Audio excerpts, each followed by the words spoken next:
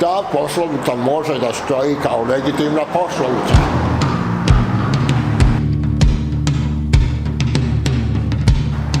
Nikakve veze, kažu, jedna lasta ne čini proljeće, pa ne živimo u narodnim pjesmama. Koliko čini lasta proljeće, majke? Pa u biti 6 do 18 odraslih ptica bi sačinavalo puno proljeće, da znači da je legitimno proljeće između 6 i 18 odraslih ptica na nebu da vidite.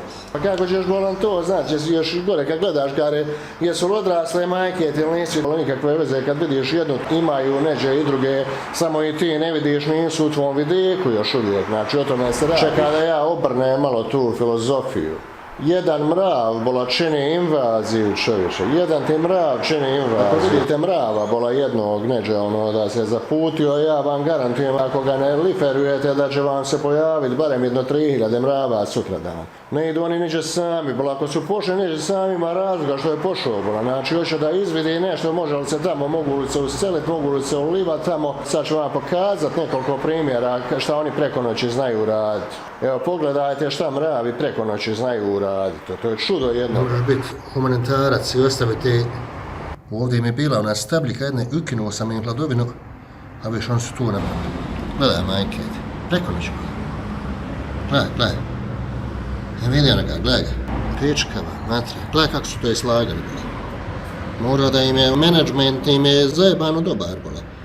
Čeraju i ovi glavni. Znači, moja je filozofija uvijek bila, bola jedan mrav čini invaziju. Nije da jedna lasta ne čini proljeće, nego jedan mrav čini invaziju. To je previše pozitivno. Kaže neko, ne moraš tako negativno biti. Znači, jedna lasta sporadično naletila i to je to. Ona sama se spremila i otišla, štiklice obukla i fino otišla. Ko da mi je, boga mi, briga, boga mi. Bola u životinskom cacu ti se to ne događa, to nikad nećeš niđe vidjeti, bola. Čuj ona sama. Pa koliko to treba lasta, majke? Pa da bi se legitimno moglo da kaže da je proljeće konačno stiglo u vaše krajeve, trebalo bi da bude zapaženo bilo gdje između 6 i 16 ptica, odraslih ptica. A čuj majke ti, Aović, pa kako mu je onda nadimak? Onda mu je nadimak Evo svanulo jutro, ali ne starijim. Kad mi neko kaže, vidi, kaže, ova slika kad sam bio, kaže, mlađi, pa svaka je slika kad si mlađi bio, pa nije da će stariji. Ali jednu sam dobro vidio, kaže, nikad nikog ne može zvat ko tebe ne zove, pa mora neko prvi zovnuti, mora te zasekat ljudima. Nikakva vrsta ne može niđe sama, to jedino kod ljudi se dešava, kaže, nekome je pukao film, kaže, ode, kaže, ne treba mi niko. Odlučio sam da mi neću ni s kim, ni u kojem pogledu, ni u kojem kapacitetu. Isto ako da kažeš sebi da će se stvari same riješiti. Ovdje Boga ti dođe se samo nekako riješiti. Nema nominativa. Recimo školuješ se kare propustio 4 lekcije, kare 5, 6, 7, kare, ali dobro, ja ću to nadoknaditi to nekako. Odakle vam proizilazi ona naša kletva mostarska da Bog da ti se gradivo nagomilalo. Hajde Boga ti nekako će se to samo, će se to nekako riješiti. Volim ja sve životinja, spašavam životinje, sve bola, ali mravi su bola, oni će ti se nakotit bola. Mravi će ti se nakotit čovječe. Zato je moja poslovica vaza, jedan mrav čini invaziju i puno je jača od jedna lasta ne čini proljeće. Mravi su nešto drugo. Kod mrava možete da zapazite nominalne promjene. Jer ptice i mravi ne mogu da se porede. Je to legitimno ili nije?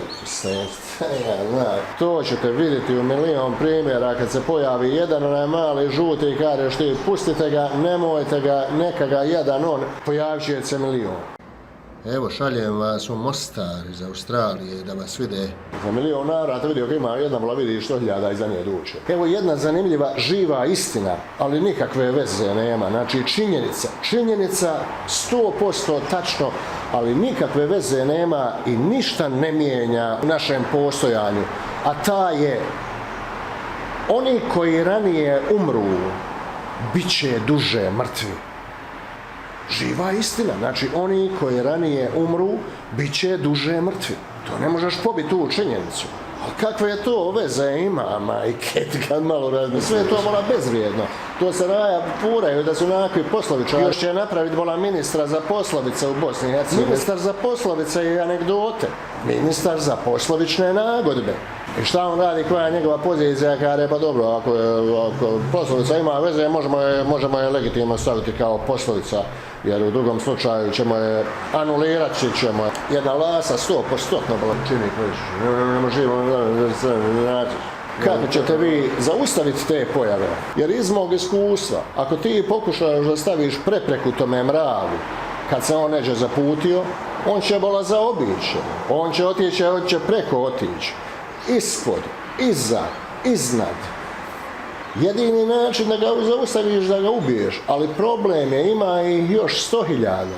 Koliko to lasa bi trebalo činiti proljeće? Između 6 i 18 odrasli ptica bi trebalo da čini legitimno proljeće. Ma nekakve veze, što uopšte razmišljati? Ti ne mreš na takve pojave, na takav način gledati. Ako ti samo pustiš to da se ono samo odvije svojim tokom, najebat ćeš bola u životu. Mislim, znaš, to su samo dvije različite metafore koje se mogu vrlo blisko uporediti i možete isto da naučite. A čuj, majke ti Aović, pa kako mu je onda nadimak? Onda mu je nadimak A. Ljudi, nemojte se sekat, čovječe.